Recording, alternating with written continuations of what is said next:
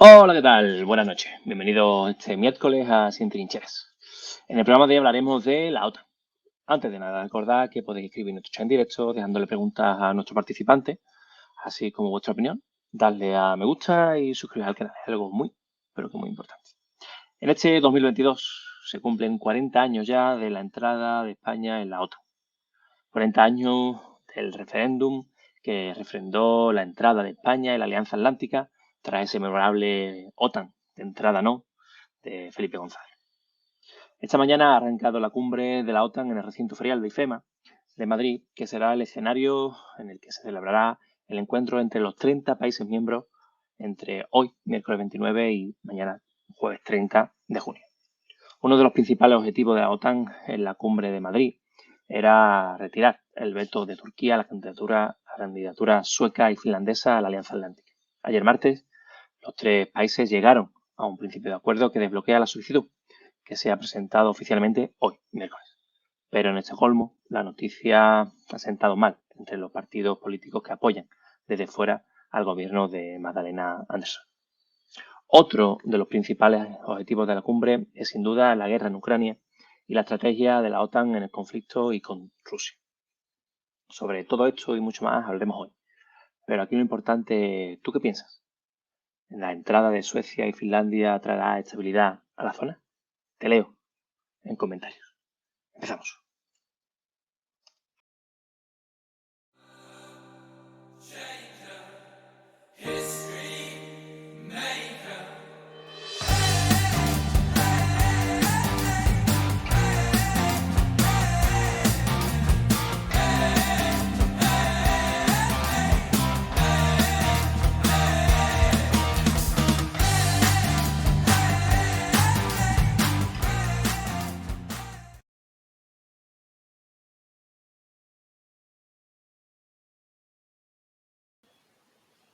Para hablar sobre la OTAN, contamos hoy con Angie Martínez, vicesecretaria general segunda de Política Europea, Internacionalismo y Agenda 2030 de Juventudes Socialistas de Madrid. Ay, buenas noches, Angie. Muchas gracias por estar esta noche con nosotros.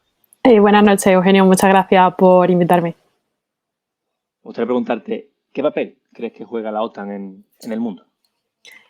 Bueno, antes de adentrarme un poco en el tema, sí que quiero felicitar con un día de retraso el Día del Orgullo LGTB, que nadie no quiera meter a nadie en el armario otra vez y que sigamos trabajando como país y como sociedad por una sociedad mucho más inclusiva e igualitaria para todo el mundo.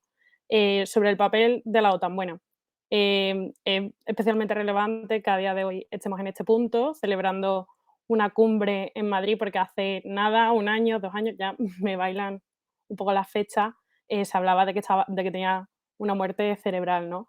Pero bueno, a día de hoy yo creo que más allá de los conflictos físicos, bélicos y tradicionales, básicamente, que estamos viendo ahora mismo en Ucrania, por ejemplo, y que sin duda hay ciertas tensiones con Rusia y también con China, la OTAN tiene un papel muy importante a desempeñar frente a nuevos retos. Hay nuevos desafíos, hay amenazas híbridas, crimen organizado en Internet, hay una crisis climática bastante relevante y hay pues eso, un sinfín nuevo de desafíos a los que enfrentarnos. Ahí es donde creemos que tiene que desarrollarse la OTAN y que tiene un gran papel a jugar sin duda alguna. De acuerdo, Angie, muchas gracias. Seguiremos hablando sobre esto a lo largo del programa. También contamos esta noche con Alberto Coronel, doctor en filosofía por la UCM, investigador postdoctoral en el CSIC, militante de Rebelión, Extinción y Ecologista de Nación. Buenas noches, Alberto, muchas gracias por estar con nosotros. Buenas noches, Eugenio, muchas gracias por la invitación. Me gustaría presentarte la misma pregunta, ¿no? ¿Qué papel crees que juega la OTAN en el mundo? Pues bueno, o sea, remitiéndonos a la historia, podríamos decir que la OTAN ha jugado un papel fundamentalmente defensor de los intereses de los Estados Unidos, ¿no? Unos intereses que, bueno, que desde posiciones ecologistas sabemos, más que consideramos, sabemos que son incompatibles con la mitigación de los peores escenarios de la crisis climática y de los principios de justicia global que inspiran organizaciones como Extinción o Rebelión o Ecologistas en Acción. Por lo tanto, consideramos que el rol de la OTAN en el mundo, más que garantizar la seguridad, ha sido una fuente de inseguridad global. De hecho, la manera en la que esta organización y el inmenso gasto material y de inmensa cantidad de combustibles fósiles que utiliza y las emisiones que produce, no solamente no nos defienden frente a las crisis del siglo XXI, sino que las agravan, básicamente. De acuerdo, Alberto, muchas gracias. Seguiremos profundizando en este tema durante el debate. Y por último, pero no por ello menos importante, también contamos con Mina Ferri, responsable del área de acción internacional para Nuevas Generaciones España. Buenas noches, Edelmira, muchas gracias, un placer que estés esta noche con nosotros otra vez.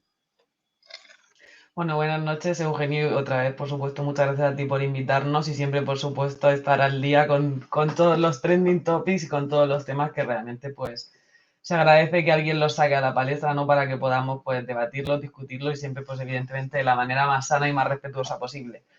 En mi caso, yo pienso que el papel de la OTAN es fundamental. Creo que los recientes acontecimientos en Ucrania, la agresión, la invasión de Rusia a Ucrania ha sido un baño de realidad, sobre todo para lo que es la parte occidental.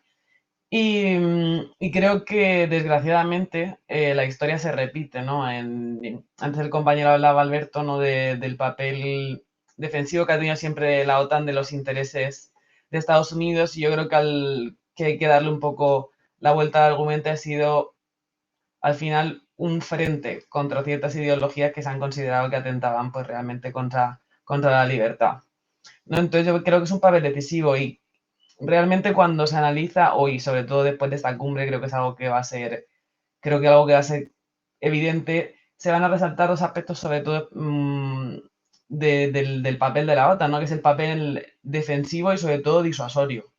Y aparte yo creo que en los próximos años va a ser crucial para el fortalecimiento de las relaciones internacionales. De acuerdo. Muchas gracias, Edelmira. Seguiremos hablando sobre todo esto. A ver.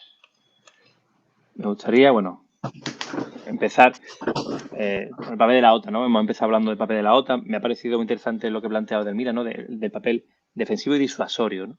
¿Creéis que la OTAN tiene ese papel disuasorio? O sea, no ha disuadido en demasía a Rusia para invadir Ucrania, ¿no?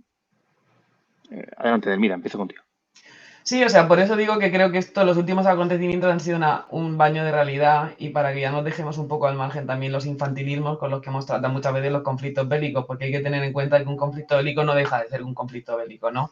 Yo muchas veces digo que aunque los que estemos aquí seguramente reunidos y la gente que nos esté escuchando esta noche, ninguno creo que seamos pro armas, ninguno creo que seamos pro conflictos, pro guerras, pro invasiones, pero desgraciadamente estos conflictos ocurren.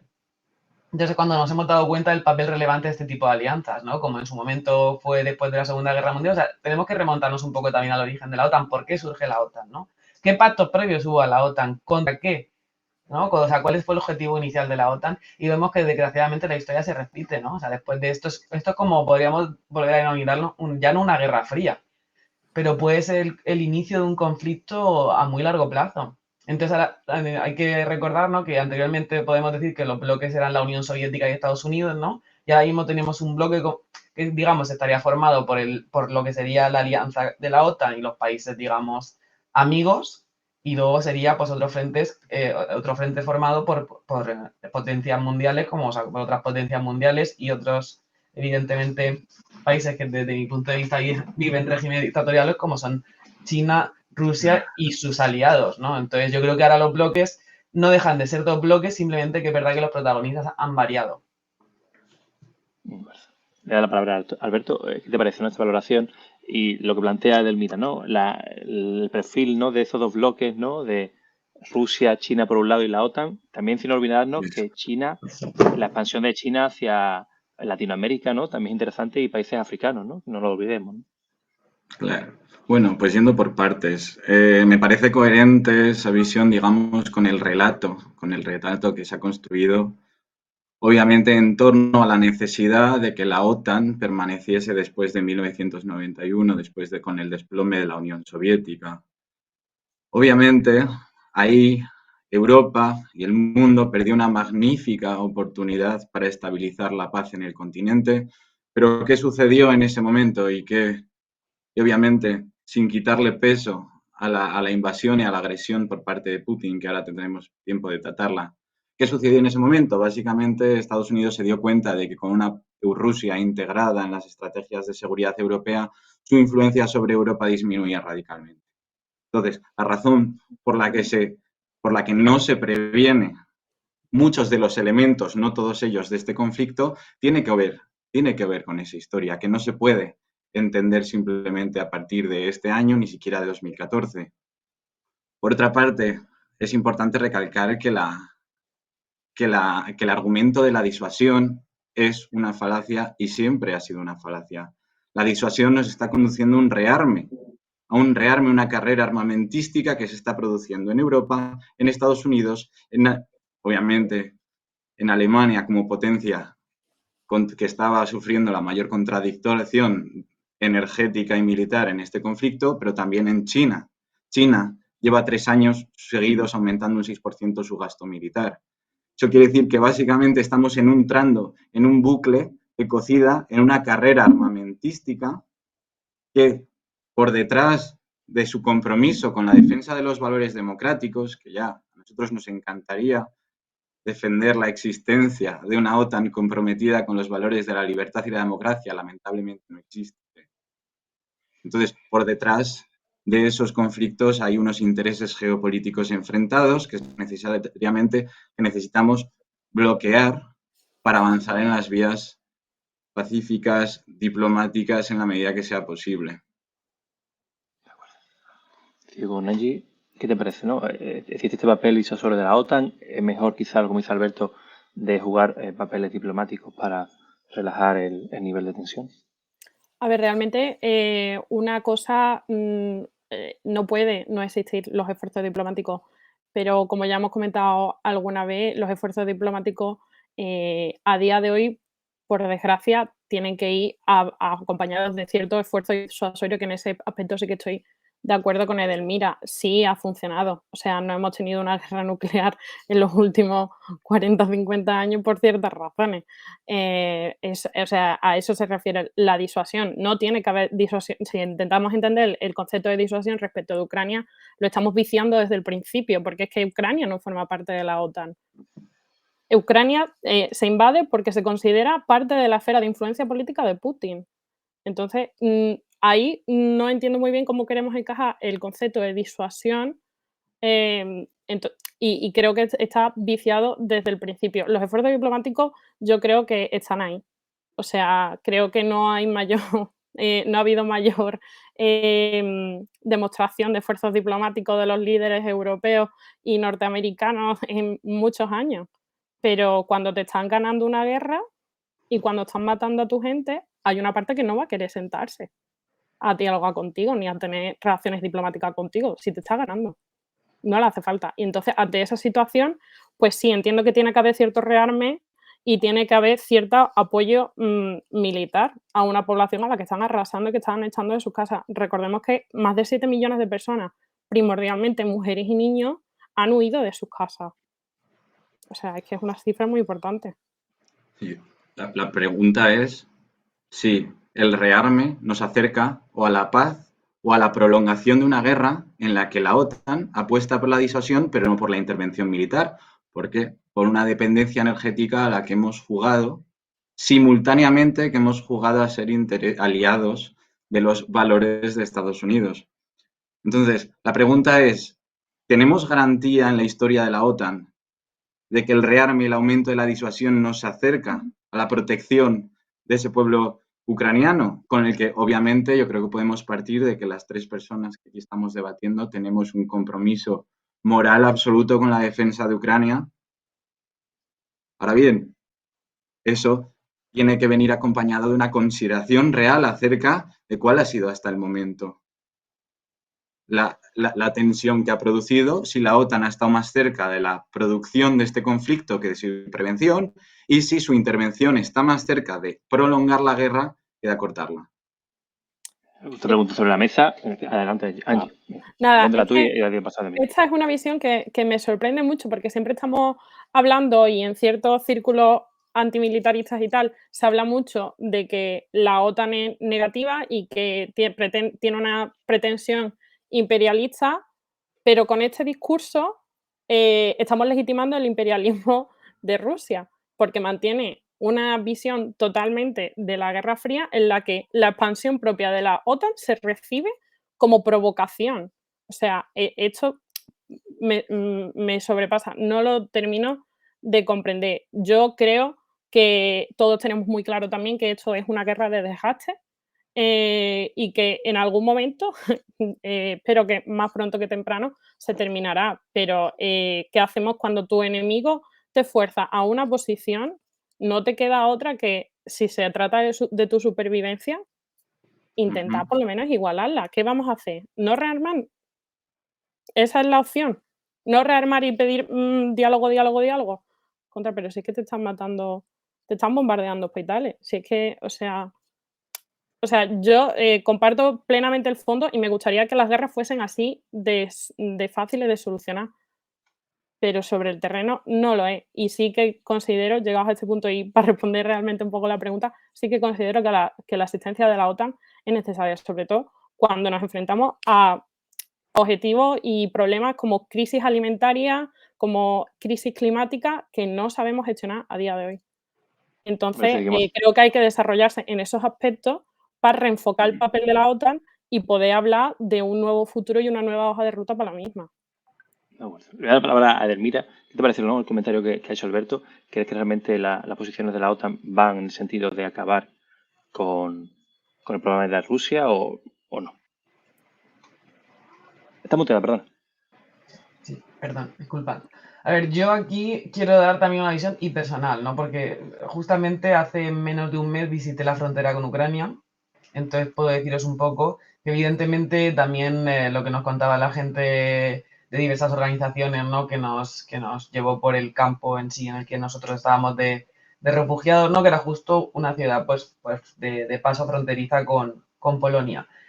Yo lo que os puedo garantizar es que la gente, sin haber estado, porque la gente no estuvo muy bien, o sea, la propia población de Polonia no estuvo contenta con su propio gobierno al inicio, porque hubo más apoyo de la población civil que del gobierno. O sea, realmente el gobierno se vio forzado a escuchar a la población civil para apoyar al país vecino. Pero yo, o sea, cuando te escucho hablar, Alberto, y tú dices que la OTAN solo ha hecho que rearmar a esta gente, ¿qué hubiera pasado en estos días de conflicto que llevamos si no hubiéramos estado mandando armamento de manera continua? O sea, es que yo creo sinceramente que el número de muertos sería muchísimos más. Es que, por supuesto que Ujú. queremos, que como ha dicho Angie, como has dicho tú al principio, claro que aquí estamos hablando desde tranquilamente todos desde nuestras casas, con conexión a internet, con nuestros trabajos, con nuestras vidas, con nuestras familias. O sea, es una visión poco Sí. realista del conflicto. O sea, realmente si a esta Bueno, gente no se le hubiera estado mandando armamento, medicamentos, si no se estuviera rearmando, o sea, yo no quiero saber cuáles hubieran sido las consecuencias, porque ya hemos visto el poder y la voluntad de avance que ha tenido Rusia. O sea, es que ¿cuánto tardó en llegar a Kiev? Es que tenemos que ser realistas con el conflicto que hay en la mesa. Que claro. no, y ahora sí, o sea, nos podemos poner a ahondar en cuáles han sido los intereses de unos países, de otros, de dónde viene el conflicto. Y por supuesto ahí seguramente a lo mejor tú tendrás tu punto de vista y yo tendré el mío. Pero es que vivimos en junio del 2022 y esto es lo que está pasando. Y evidentemente es que, y es lo que yo digo, o sea, esto ha sido como un punto, como un pistoletazo. O sea, para que la propia OTAN se haya puesto las pilas. O sea, lo hemos visto. O sea, la actividad frenética de esta misma cumbre, las decisiones que se han tomado en 2 días, o sea, después de un periodo, digamos, un poco de relajación de más, porque el conflicto de Ucrania ya se va hablando mucho tiempo, pero nunca nos lo veíamos venir, porque pensábamos que una guerra en el siglo XXI en un país que se En considera en Europa. territorio europeo era impensable. Pero yo creo que tenemos que ser un poco realistas y jugar, o sea, jugar con el hecho de que esto es lo que hay, o sea, esto es lo que está pasando en junio de 2022. Y hablando Entonces, de a mí me encantaría que realismo, las relaciones diplomáticas fueran suficientes, pero es que se ha probado Mm. sobradamente que no lo son. y hablando Entonces, de y realismo, tanto, ¿y por qué tú dices Alemania, todos los países, el compromiso ahora es que todos aumenten un 2% el presupuesto? Pero es que a mí no me parece nada ilógico, viendo lo que pasa. O sea, ¿qué hacemos? ¿Lo reducimos y dejamos que nos invadan mitad de Europa? Es que al final uno tiene que tomar una posición. Como en todos los conflictos de la vida, uno tiene que tomar posición y parte. Al final tiene que tomar parte. Si quieres realmente defender al débil. Y te preguntaba, hablando del realismo, ¿no? ¿Crees que la postura, ¿no?, de la OTAN, Unión Europea, dándole armamento a Ucrania o material en general, ha hecho que acortar la guerra, dejarla ir de forma enquistada? O sea, ¿da una solución para que acabe la guerra o ha prolongado la guerra para que no tenga fin? O sea, no creo que sea una solución o sea, una solución a largo plazo. Creo que ninguno de nosotros queremos que sea una necesidad, ¿no? El continuo envío de armas.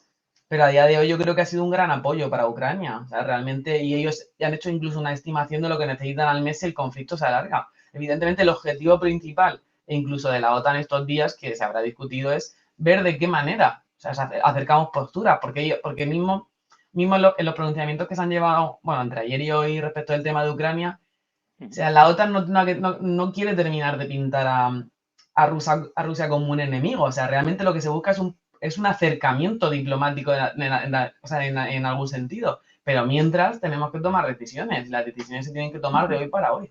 Porque ya hemos visto lo que pasa cuando se van posponiendo.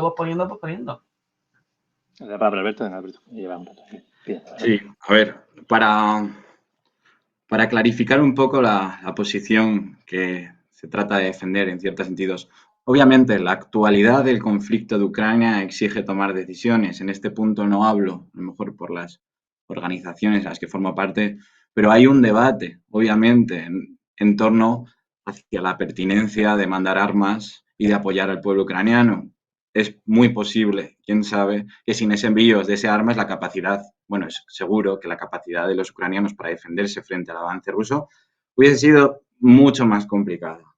Ahora bien, aquí hay varias cosas que pensar. Sí, mientras enviamos armas, estamos dándole armas para que ponga el cuerpo a una población que tiene una inferioridad numérica y militar garrafal, sin saber ni tener decidido cuál es el respaldo real que vamos a poder darles. Entonces, pongamos la hipótesis de que aceptamos el sentido del envío de armas. Si ese envío de armas no tiene una estrategia viable para frenar la guerra, ¿qué es lo que estamos haciendo? Porque no somos nosotros los que ponemos los muertos.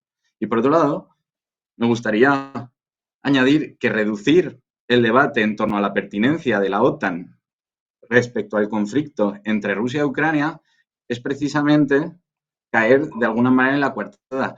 Una coartada, de hecho, es una visión bastante eurocéntrica, porque por un lado, parece que la OTAN está del lado de los débiles en el conflicto de Ucrania y es muy posible que sea real. En este caso, la OTAN en el conflicto de Ucrania con Rusia esté del lado de los débiles. Pero en cambio, cuando hablábamos antes del orgullo LGTB, los aliados de la OTAN como Erdogan, ¿de qué lado están? Los mismos que precisamente estaban vetando la entrada de Finlandia y de Suecia porque criticaban su rol de exterminio en el Kurdistán. ¿Qué pasa? Pero pasa es que los kurdos imaginamos que no tienen una dignidad política para los europeos como la pueden tener los ucranianos. Desde ciertas posiciones sostenemos que la OTAN está fomentando muchas guerras que están pasando desapercibidas por la manera en que situamos el foco únicamente en Ucrania, en el conflicto de Rusia y Ucrania. Entonces, vale, enviemos armas a Ucrania, defendemos. ¿Y qué hacemos con el resto de las guerras que fomenta la OTAN? ¿Qué hacemos con las alianzas que promueve, por ejemplo, entre Estados Unidos y Marruecos, que concede el derecho a matar de manera indiscriminada en nuestras propias fronteras? O sea, ahí es una visión muy eurocéntrica. Pensar que la OTAN, con sus 800 bases en todo el mundo, es un conflicto meramente europeo. Entonces, el no a la OTAN, y esto tengo que repetirlo, no es un sí a Putin entrando y masacrando ucranianos. Por supuesto que no. Es un no a todas las guerras que sigue fomentando la OTAN y por las cuales, por algún criterio eurocéntrico, obviamente racista, no les damos tanta importancia como la guerra de Ucrania. La palabra a Angie. ¿Quieres comentar algo respecto a lo que está diciendo Alberto? ¿Hay diferente vara de medir entre conflictos fuera y dentro de la Unión Europea? ¿La OTAN toma un papel diferente? Yo le voy a pedir que me defina un poco más qué quiere decir con que la OTAN fomenta guerra, para poder referirme a eso apropiadamente. Sí que comparto que ha habido cierta preocupación pues por la rapidez en el auxilio a las víctimas del conflicto ucraniano, en comparación a cómo de rápido se ha respondido o se ha dejado de responder a víctimas de otros conflictos, pero sinceramente desde JSM lo queremos valorar como un ejemplo a seguir para próximas veces. Nos habían dicho que no se podía hacer de otra manera, habían dicho que no se podía responder tan rápidamente, no se podían acoger refugiados, no se podían acoger migrantes, llevamos demostrando desde el Aquarius en 2018 que eso no es verdad. Y la próxima vez que tengamos un conflicto tan cerca, tan grave, esperemos que igual se vuelva a activar la Directiva de Protección Temporal, igual volvamos a movilizar al gobierno, a las comunidades autónomas, a las entidades locales, para que se brinde este apoyo a las personas refugiadas. Y más allá de eso, también sobre lo de Marruecos. Bueno, el problema no es que Estados Unidos tenga una relación con Marruecos. Realmente en las relaciones bilaterales de terceros países no creo que podamos meternos. Pero el problema es que se externalicen fronteras, simple y llanamente. Es verdad que es una práctica que tiene que cambiarse y es verdad que tenemos que acabar con las devoluciones en caliente, es algo contra lo que nos posicionamos en contra.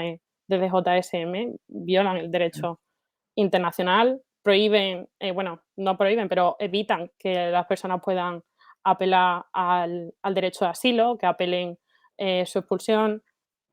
Nos votamos en contra. O sea, en eso no puedo estar otra cosa que de acuerdo.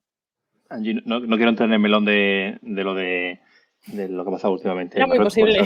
Pero no quiero entrar ahí, ¿vale? Porque hay mucho tela que cortar, ¿no? Pero me gustaría profundizar con Edelmira. No sé si quieres, vamos a hablar un poquito de lo de Suiza y Finlandia, ¿no? Si este posicionamiento ¿Quieres mencionar algo rápido, Alberto, antes de pasar? Sí, tres palabras a la pregunta que hacía Angie de qué manera la OTAN fomentaba guerras. Solo 3 palabras. Afganistán, 20 años, decenas de miles de víctimas civiles por las que la OTAN jamás tiene que rendir cuentas.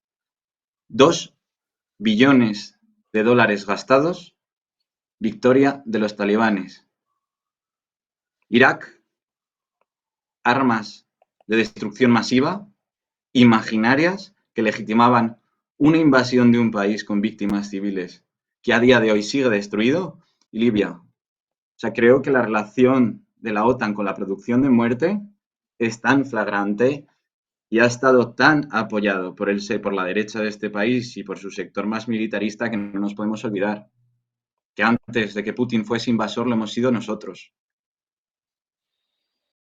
Entonces, recordar de nuevo, yo a muerte con defender a la población ucraniana y que salgan nuevas brigadas internacionales para que los jóvenes de toda Europa vayan a luchar junto a Ucrania. Pero recordemos que hay más guerras detrás de la OTAN. No sé si quieres responderle algo más a Alberto o vamos adelante. A ver, yo creo que podemos entrar aquí en un bucle bastante extenso. Por eso. No pero quiero... así que sí, luego lo comentamos si queremos. Vale, sí, perfecto. Pues eso, entramos en el tema de Suiza y Finlandia, ¿no? La entrada de Suiza y Finlandia traerá estabilidad a la zona, ¿creéis? Ayer creo que se habló, ¿no? Que ya había principio de acuerdo con Turquía, ¿no? Por lo que estaba comentándome Alberto, ¿no? Del Kurdistán y todo esto, que había ahí un problemilla. Y ya parece que va a entrar la OTAN, ¿no? ¿Creéis que traerá estabilidad a la zona? Voy a empezar con Edelmira. Ya os adelanto. Rusia afirma que la entrada de Finlandia, Suiza y Suecia, en la OTAN sería un factor desestabilizador de la zona, ¿no? ¿Qué os parece? Adelante, Edelmira. Bueno, yo quiero decir 2 cosas, ¿no? Primero, remitiéndome al debate anterior, pero no creo que vayamos a entrar en bucle, sino simplemente cuando hablamos del papel de la OTAN, es verdad que estamos hablando a día de hoy de Ucrania porque evidentemente es la actualidad es prácticamente con lo que nos levantamos y con lo que nos acostamos, y espero que no lo lleguemos a normalizar nunca, ¿no? Y sin ánimo de ser benevolente con otro tipo de conflicto bélico, pero es que yo solo escucho lo que la OTAN no debería hacer o que no al rearme, pero no escucho ninguna alternativa. Cuando ya hemos visto que no hay vías diplomáticas, yo no sé cuál es la alternativa. O sea, yo aún no tengo la solución, yo no sé aún qué le diría al gobierno de Ucrania que si no fuera a luchar, ¿cuál es su alternativa? Como no la tengo, yo opto por el rearme, ¿no? Yo en este caso lo digo claramente. Luego, por otro lado, con el tema de, y hay tanto que abogamos por las relaciones diplomáticas, deberíamos ver en este caso como un triunfo, y ahora puedo enlazar con el tema que justo acaba de introducir Eugenio, que por ejemplo las negociaciones que han tenido que llevar a cabo Turquía, sin ser yo ninguna fan de Erdogan, por favor, no me vayas a malinterpretar en ningún sentido, pero como un triunfo diplomático entre países con conflictos que venían de atrás, como ha sido Turquía con Finlandia o como puede ser también con Suecia, ¿no? Y por todos los temas que ya digo, podemos también ya ahí sacar temas a relucir o no, pero creo que no es el punto. Yo, para mi punto de vista, ha sido otro de los hechos inesperados, otro de las consecuencias inesperadas de esta cumbre. No inesperadas porque esto ya se hablaba o ya se estaba negociando, pero ha sido un triunfo, entre comillas, de relaciones diplomáticas. O sea, ambas partes han tenido que ceder, de hecho han tenido que ceder cada uno de sus puntos, han tenido que levantar por una parte Finlandia el embargo de armas a Ankara.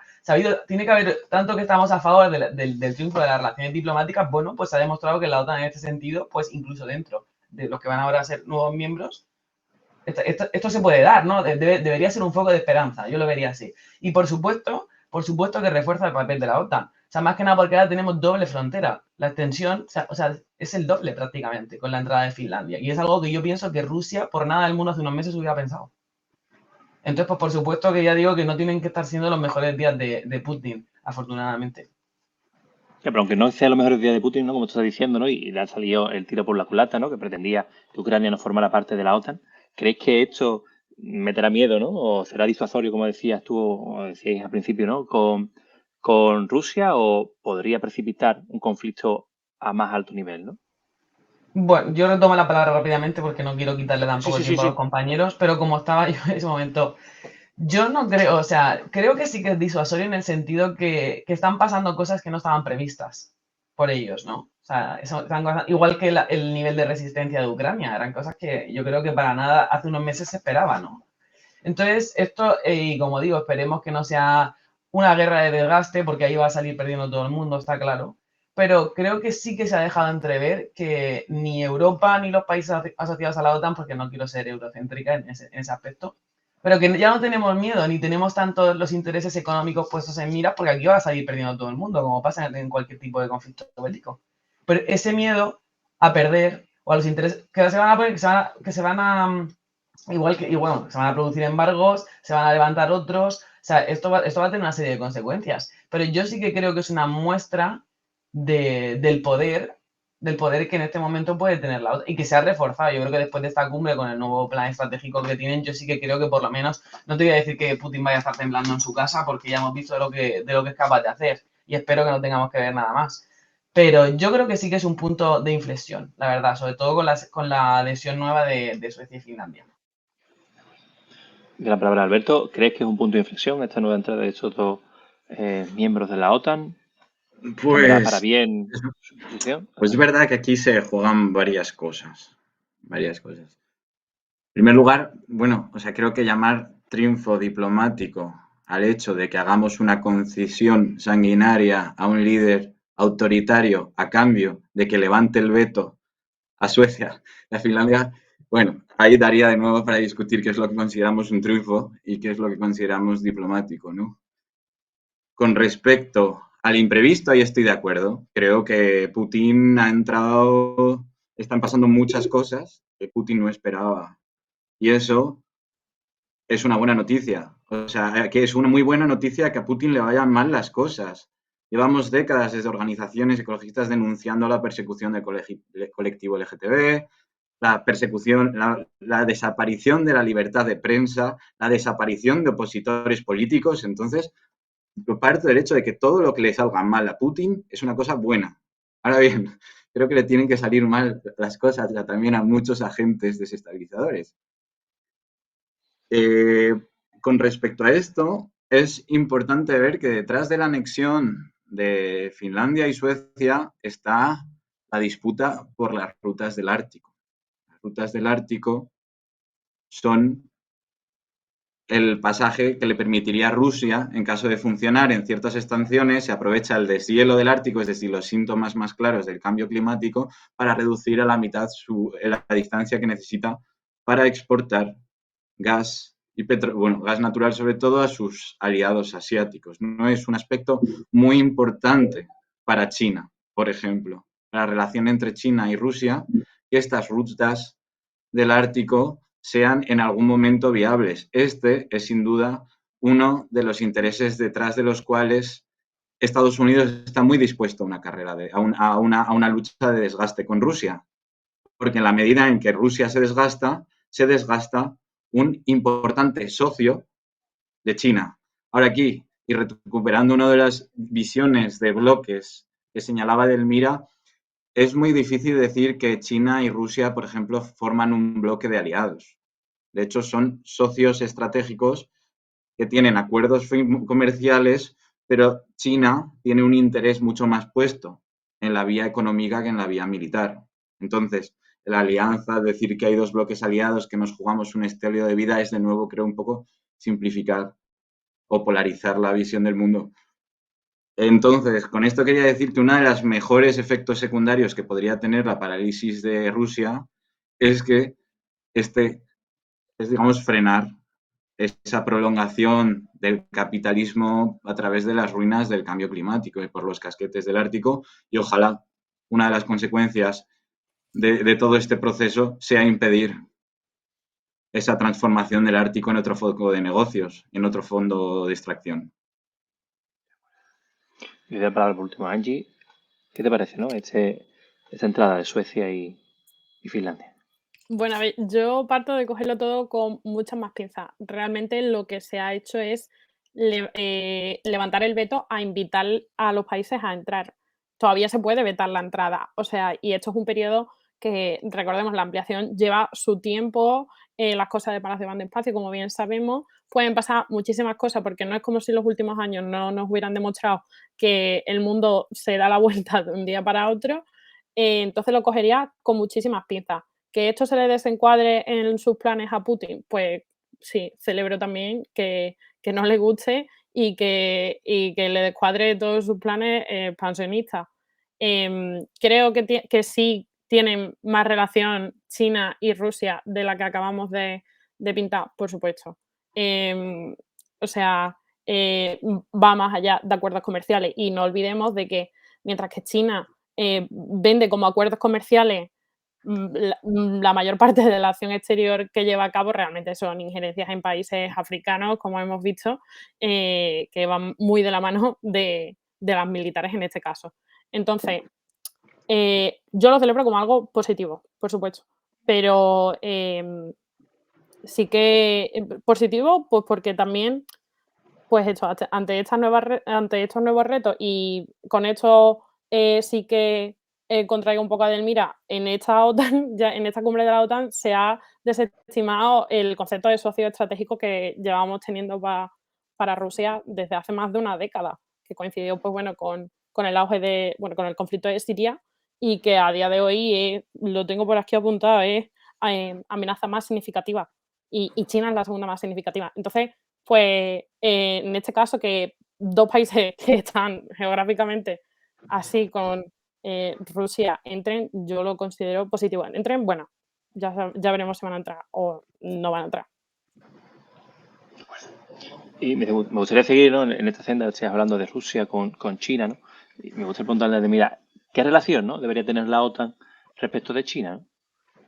Estoy hablando, Alberto decía que la unión que existe entre Rusia y China es fundamentalmente comercial. Angie decía que hay algo más que comercio y también más intereses y más conexión incluso militar. ¿Qué te parece, Mira? ¿Qué relación tendría que tener la OTAN? Está muteada, perdona. Perdón. Yo creo que ya o sea, que entre estos días ya han ido dejando caer el posicionamiento que está teniendo la OTAN respecto a China. Es decir, están un poco en ese aspecto y también es que esto es utilizar como vocabulario muy preciso, que realmente es donde andan los matices, ¿no? Pero no han querido, yo creo que desde la OTAN no han querido presentar a China como el enemigo, pero sí una potencia a vigilar. O sea, sobre todo ahora mismo con el tema que quieren controlar todo el tema del 5G, todos los sectores industriales, tecnológicos, o sea, esto todo tiene que tener un porqué. Aquí nadie da puntadas sin hilo, ¿no? En ningún sentido, y menos China. Y luego sí, yo sí que creo que son socios estratégicos porque no son socios naturales. Eso está claro, o sea, sí que pueden tener muchos puntos en común, pero el capitalismo así tan salvaje es una mezcla, ¿no? Realmente cuando hablamos de China es un capitalismo salvaje con una mezcla de comunismo impuestos, es una cosa que yo creo que difícilmente se ve, pero evidentemente los intereses principales de China son los económicos. Ya lo estamos viendo no solo en países africanos, sino en América Latina. O sea, cuanto mejor le vaya a todo el mundo, o sea, cuanto peor le vaya a todo el mundo, mejor le va a ir a China. Porque es lo que está, o sea, porque China lo que está buscando como potencia es crear países dependientes. O sea, a mí me importa luego cuatro pepinos si tú tienes una guerra, como si tienes una guerra civil, como si a mí lo que me interesa es que la parte de la tarta me la voy a llevar yo. Entonces, Perdona, dime, yo creo me viene a la cabeza, ¿hay algún tipo de similitud con Estados Unidos o no?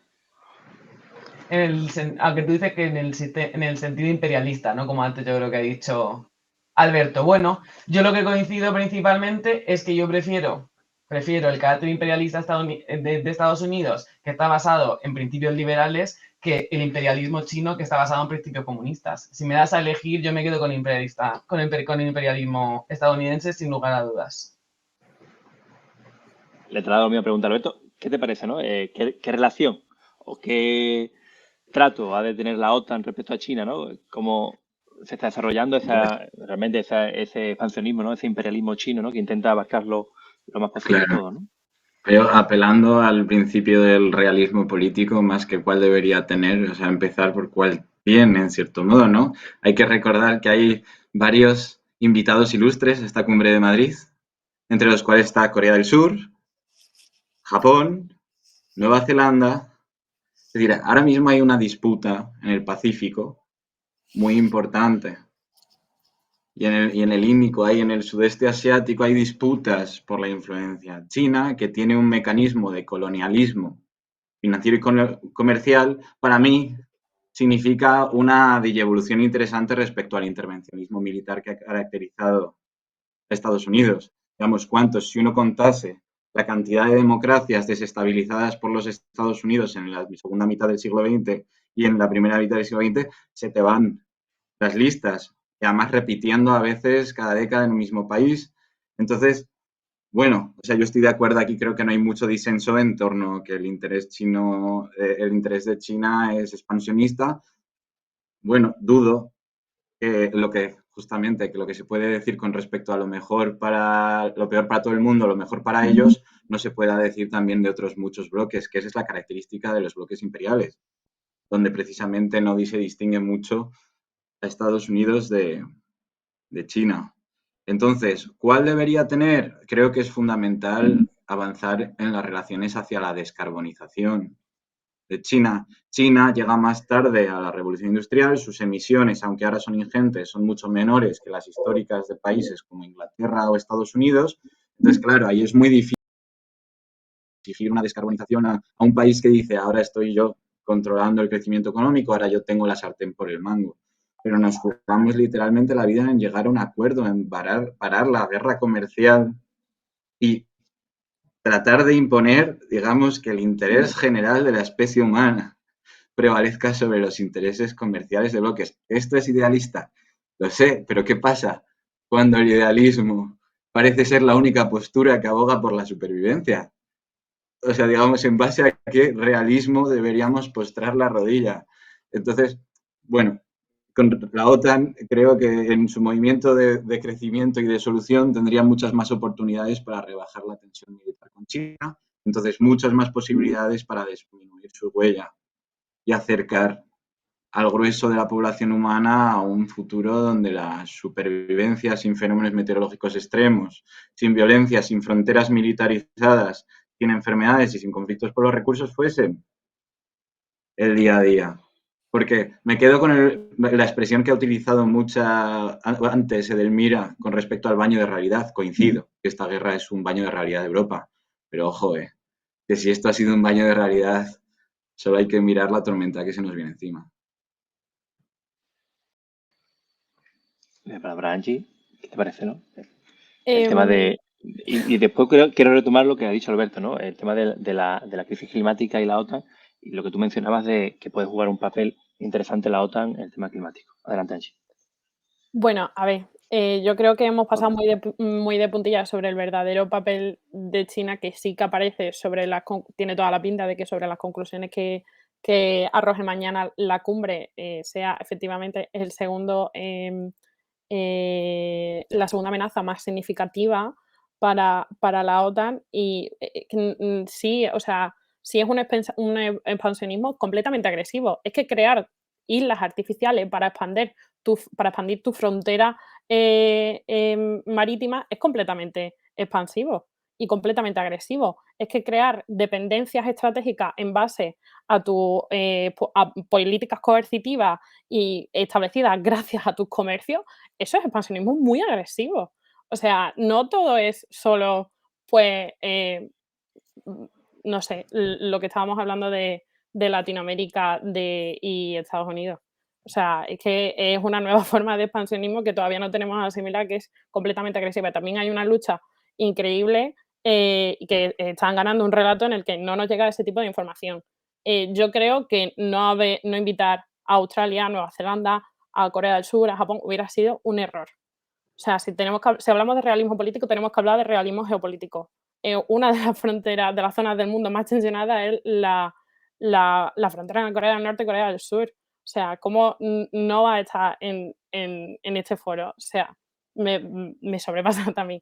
Pero retomando el tema de la crisis climática, hombre, yo aquí ya también siendo completamente idealista, que los objetivos que se ha puesto la OTAN de descarbonizar los ejércitos de sus Estados miembros son flojos. Creo que se podrían ser más ambiciosos y creo que en caso de crisis climática pues no podemos olvidarnos de que los corredores humanitarios en cualquier tipo de conflicto precisan de presencia militar para que sean efectivos. Si no es un sálvese quien pueda, básicamente. Entonces, pues abogo porque espero que se pongan un poco más firmes a esto. En esta cumbre, pues va a ser la de Ucrania, como habéis comentado ya. Pero espero que en el futuro muy cercano retomemos esta visión porque es completamente crucial para nuestra supervivencia, como decía Alberto. La palabra de Elmira, ¿qué piensas, no? ¿Qué debe de tomar la OTAN respecto del tema del cambio climático, ¿no? Tiene que tomar, aparte de la reducción del carbono, de la emisión por carbono, algún papel más principal. Otra vez, digo, como siempre pienso que cuando me das la palabra, me la das realmente, ¿no? Entonces se me olvida volver a tirar el...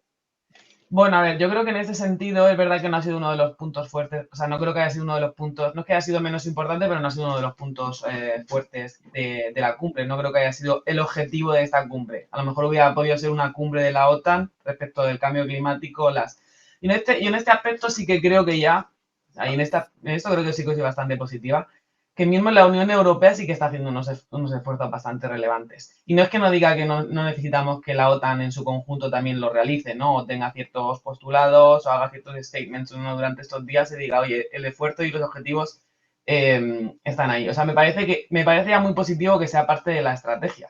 O sea, pero yo ya, o sea, es algo que, por ejemplo, yo ya digo que sabéis que forma parte, bueno, de Naciones Unidas, que trabajo en un sector que tampoco tiene que ver con el cambio climático, pero es algo que tenemos ya muy presente. O sea, creo que en Europa sí que hay una conciencia bastante, yo no soy tan experta como tú, Alberto, por supuesto, eso sí que ya te lo digo, no es mi campo ni muchísimo menos, pero me parece ya de por sí positivo que se haya fijado un punto dentro de la agenda en estos días cuando realmente el tema central era otro. Ya digo, yo creo que sí que se van a seguir firmando acuerdos en este sentido, porque más que nada porque los estamos viendo que realmente pues en algunos aspectos sí que son necesarios. Entonces yo sí que le veo una cierta, a lo mejor, estrategia más a largo plazo porque no lo veo como el punto urgente de la agenda, siendo realista. Pero sí que creo que va a formar parte de la agenda a largo plazo, tanto de la OTAN, ya digo, como a nivel europeo, es algo que yo veo bastante presente.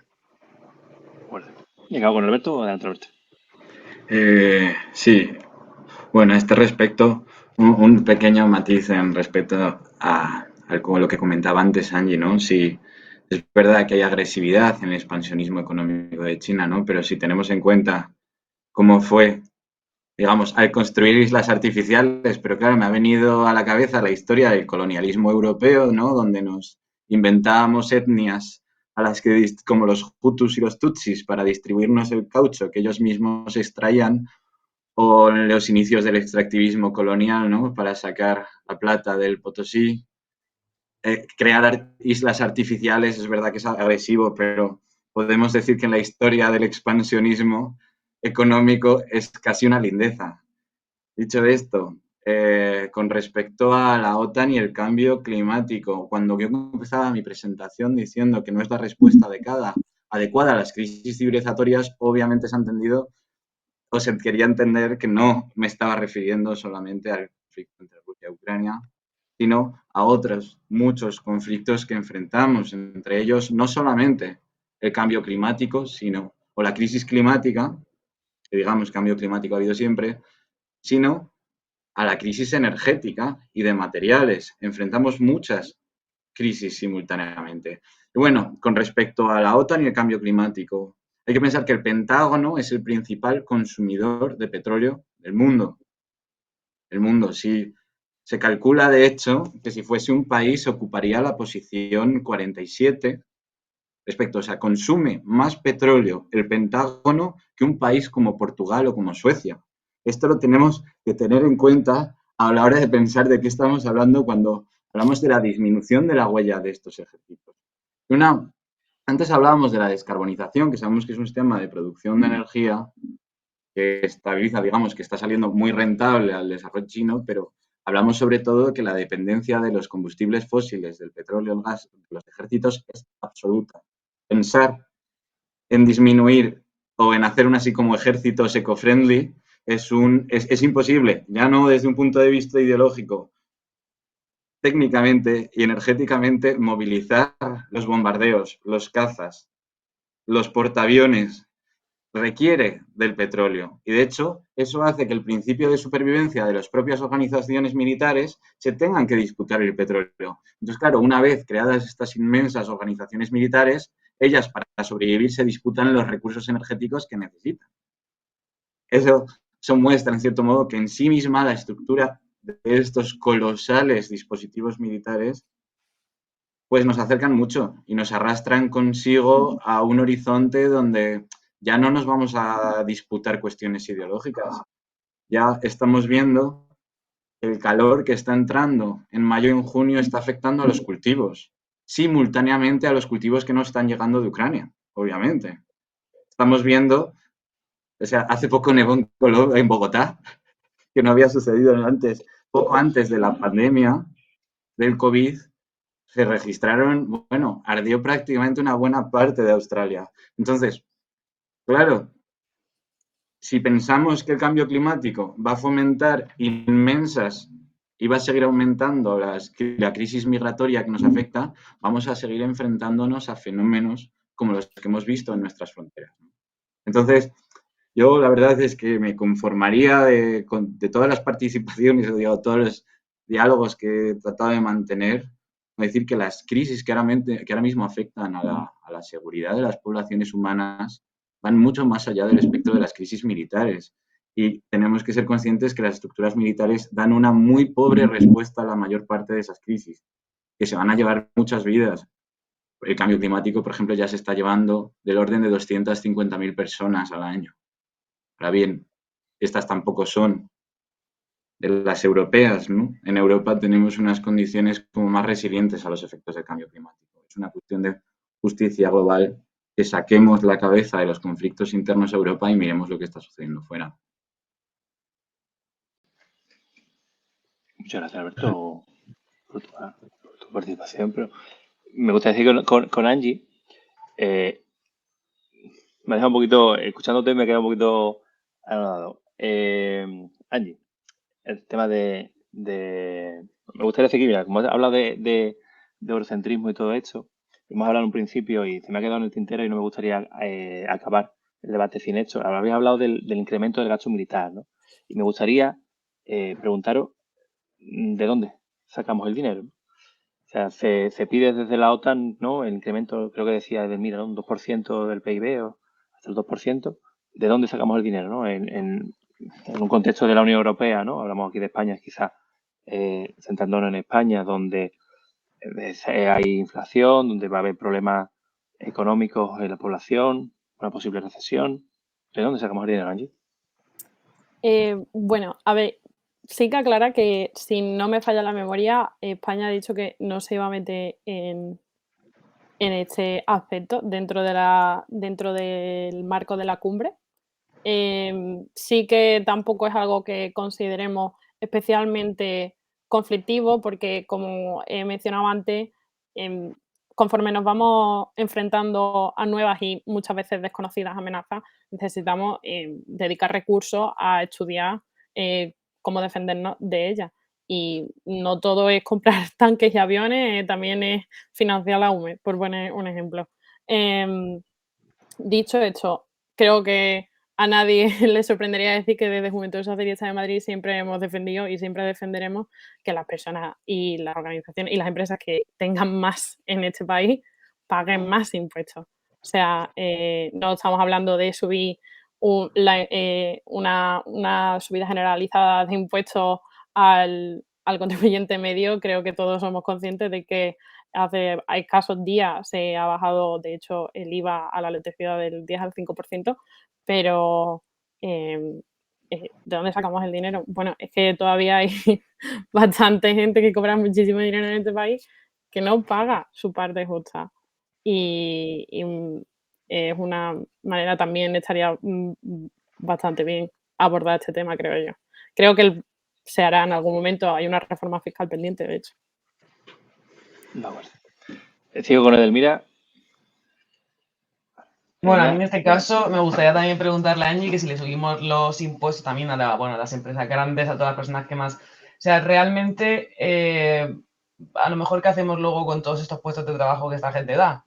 ¿No? O sea, ¿qué hacemos luego con los paros que tenemos que pagar? ¿No? O sea, a mí me hace mucha gracia como nunca decimos que los que también se tienen que ajustar el cinturón es la administración pública. O sea, sobre todo con una cantidad de ministerios que existen a día de hoy, que creo que también se podría apretar a todo el mundo el cinturón. O sea, lo que no puede ser es que siempre le pidamos tanto al contribuidor medio, porque en España tenemos que ser realistas. O sea, un autónomo medio vive asfixiado. O sea, no te tienes que ir a las grandes empresas. Pero es que estamos hablando de las grandes empresas, no estoy diciendo al autónomo medio.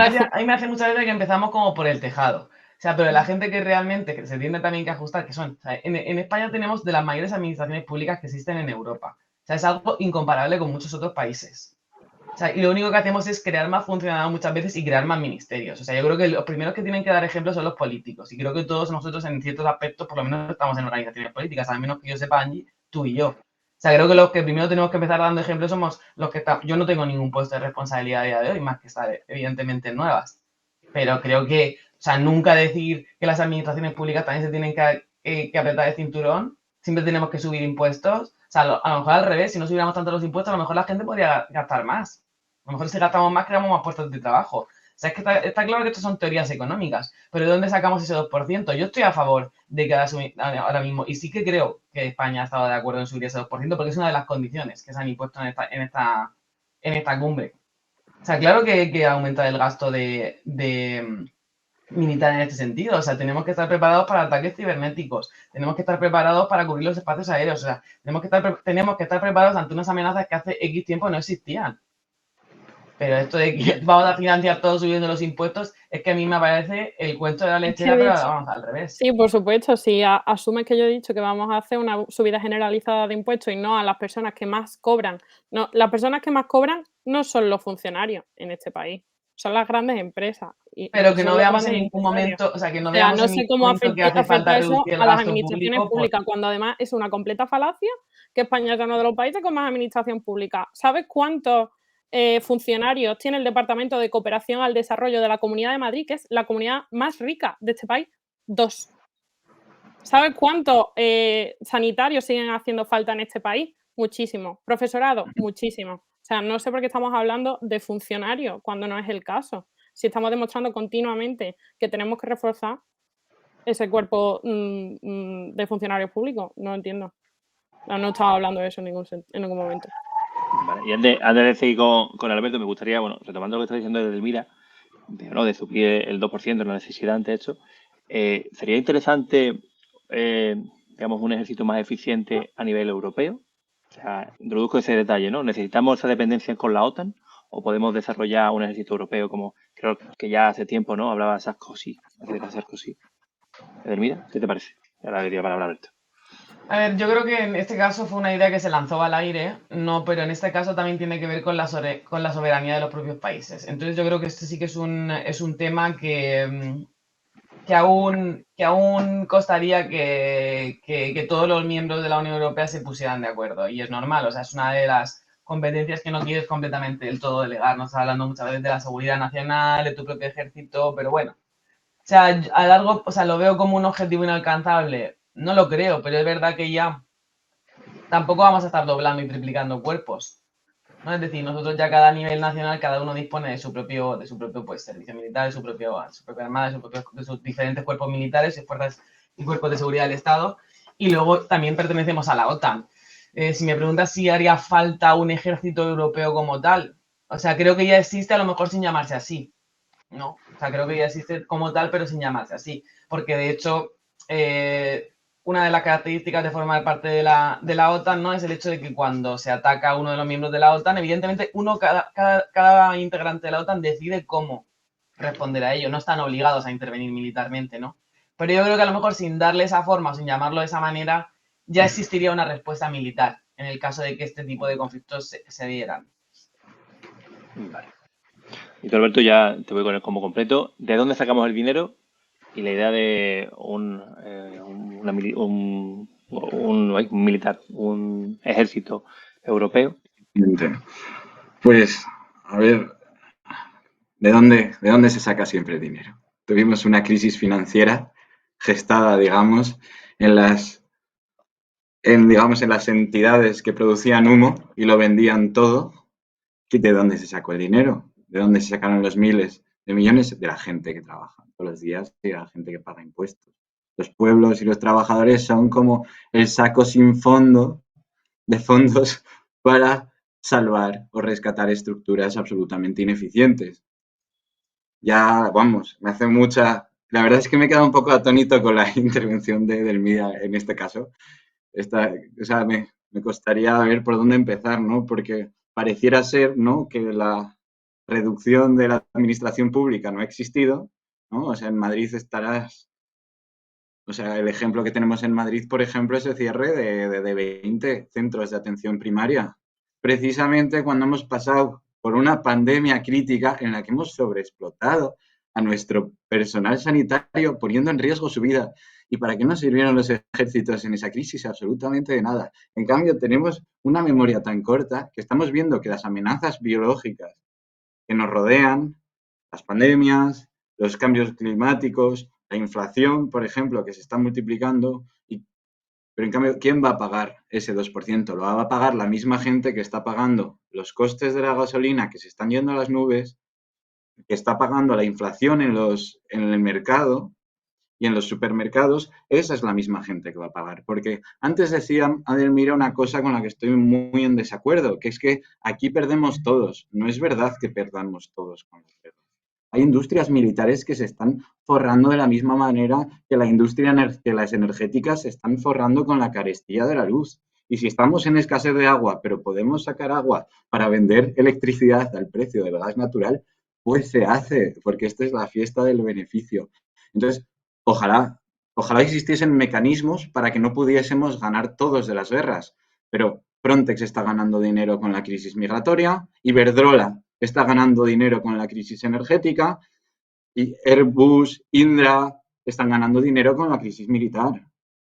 Hay que preguntar cuántos de esos capos, digamos, de la industria militar están reunidos ahora mismo en Madrid.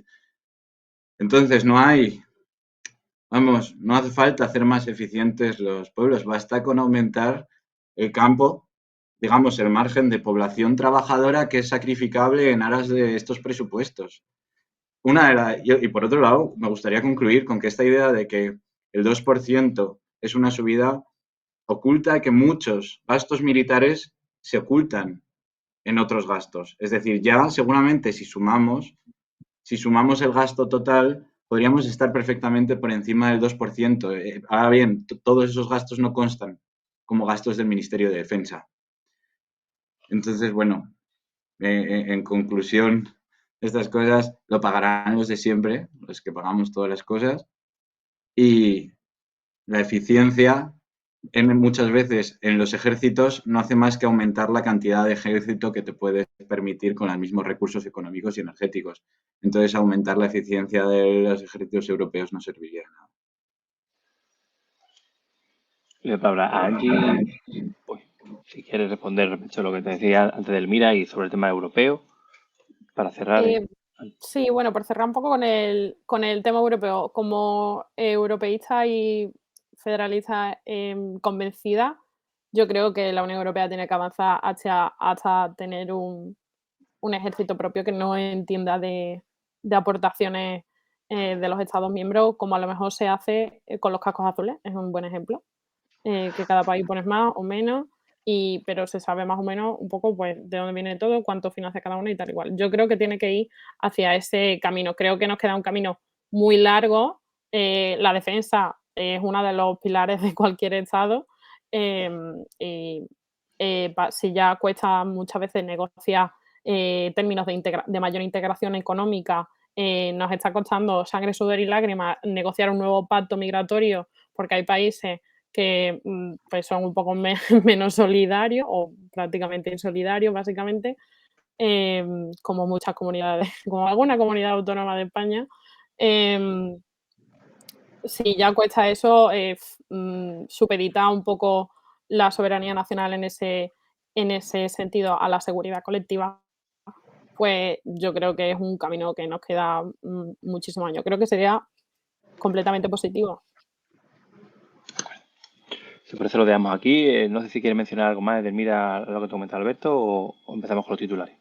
No, bueno, yo creo que si empezamos esto ya va a ser teoría económica. Entonces yo creo que ahí sí que los tres seguramente no vamos a coincidir. Incluso puede ser que Alberto con Angie tampoco coincidiera en algún aspecto y aquí puede ser. Pero bueno, yo lo digo y lo mantengo. Para mí la solución no es la subida de impuestos porque para mí en eso sí que coincido con Alberto, siempre paga el pato el mismo. Pero bueno, ya digo, estos son teorías económicas y aquí yo creo que esto cuando quieras Eugenio también podemos hacerlo. Un debate sobre eso que también puede ser muy interesante. Sí. De acuerdo. Alberto, ¿quieres mencionar algo más antes de los titulares? Sí, y muy rápidamente, yo creo que he malentendido acerca de la cuestión de la eficiencia. Yo creo que sí, que Europa debería avanzar en caso de organizar un programa de seguridad y defensa en su propio programa de defensa no subordinado a Estados Unidos, ¿no? Entonces, vale, simplemente quería hacer la rectificación porque creo que había entendido mal la pregunta por la eficiencia. Sin problema.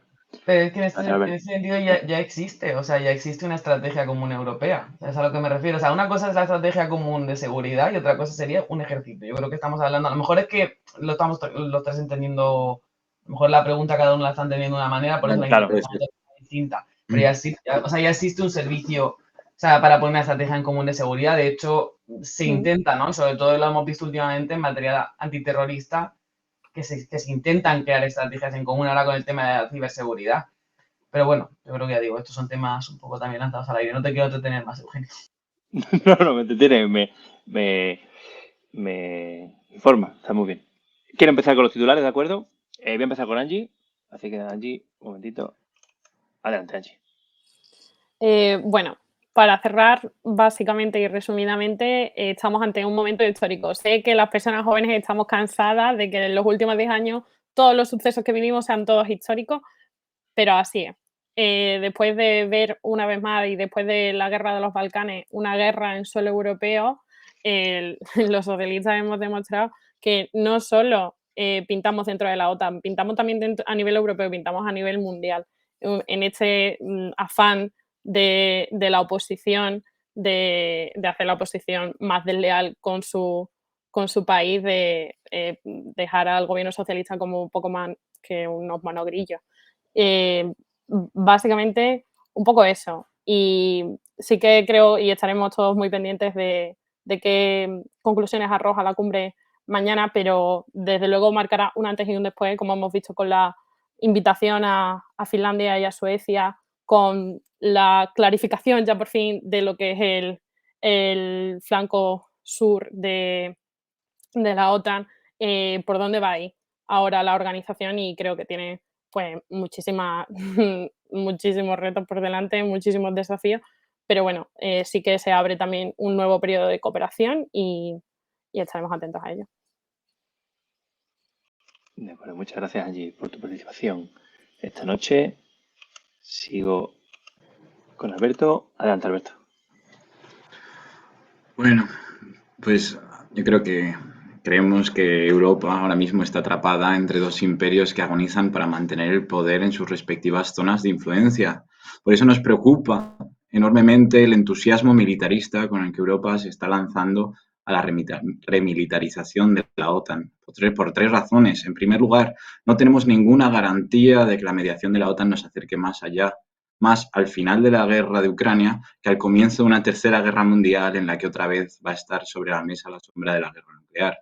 Segundo, la OTAN es uno de los grandes guardianes del statu quo global, un desequilibrio basado en el extractivismo colonial y racista que esquilma los territorios del sur global en aras del crecimiento económico infinito.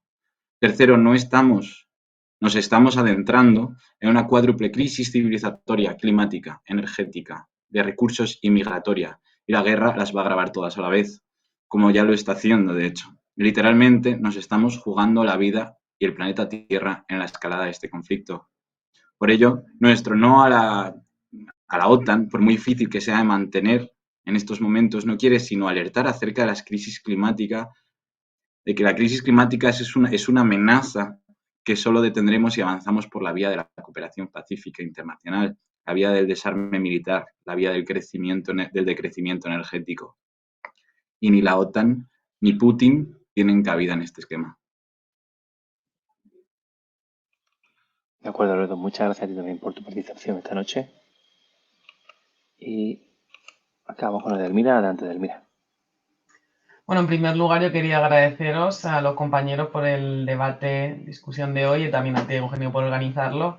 Y bueno, yo creo que deberíamos ver lo que está pasando estos días en Madrid, esta cumbre de la OTAN, como algo positivo, como una oportunidad de fortalecer las relaciones internacionales, de mirar hacia el futuro con mayor determinación y ser conscientes de que estamos ante un momento, como ha dicho también Angie, que estamos viviendo por suerte o por desgracia, y mayormente por desgracia últimamente, muchos momentos históricos, pero que lo debemos de ver como una oportunidad, como una oportunidad de mostrar unidad y de demostrar que cada vez somos más países los que queremos poner freno a una ideología que se ha demostrado que es no solo masaca pueblos, sino bueno, que lo que deja detrás es simplemente hambruna. Y repescando también un poco un comentario que ha hecho Angie respecto del papel de la oposición, creo que está siendo bastante clave. Porque una de las preguntas que también me gustaría a mí lanzarle a la audiencia que nos está escuchando esta noche es si las decisiones que se están tomando estos días durante la cumbre de la OTAN tuvieran que adoptarse a nivel nacional, ¿qué tipo de consenso contaría nuestro gobierno? ¿No? Tal cual está conformado hoy con los socios con los que cuenta el actual presidente. Y bueno, es una pregunta que lanzo ahí al aire y nuevamente muchas gracias a todos por la discusión de esta noche y espero estar presente en muchas más. Muchísimas gracias, Angie. Uy, Angie, perdón, Edelmira, te has mencionado a Angie. Muchas gracias, Edelmira. Ha sido un placer esta noche. Un placer los tres, la verdad. Os invito a futuros debates. La verdad me ha parecido enriquecedor y plural, ¿no? Habéis, digamos, puesto en valor vuestros puntos de vista y me ha parecido bastante enriquecedor, cuanto menos. Muchas gracias a los tres y os espero para el próximo debate. Un saludo grande. Muchísimas gracias, Eugenio. Buenas noches. Muchas gracias. Vale. Gracias a las dos. Bueno, lo dejamos aquí. Muchas gracias por seguirnos hasta el final. Escribid en comentarios qué os ha parecido el debate y escribidnos vuestra opinión sobre la OTAN y su papel en el mundo. Seguidnos en redes sociales donde subimos contenido a diario y proponernos temas nuevos para debate que de verdad que tendremos en cuenta para debate en el futuro. Ahora sí hacemos un paroncito hasta que acabe el verano. Retomaremos a la vuelta en otoño. Disfrutad del verano en la medida de vuestras posibilidades, salud y hasta el próximo programa.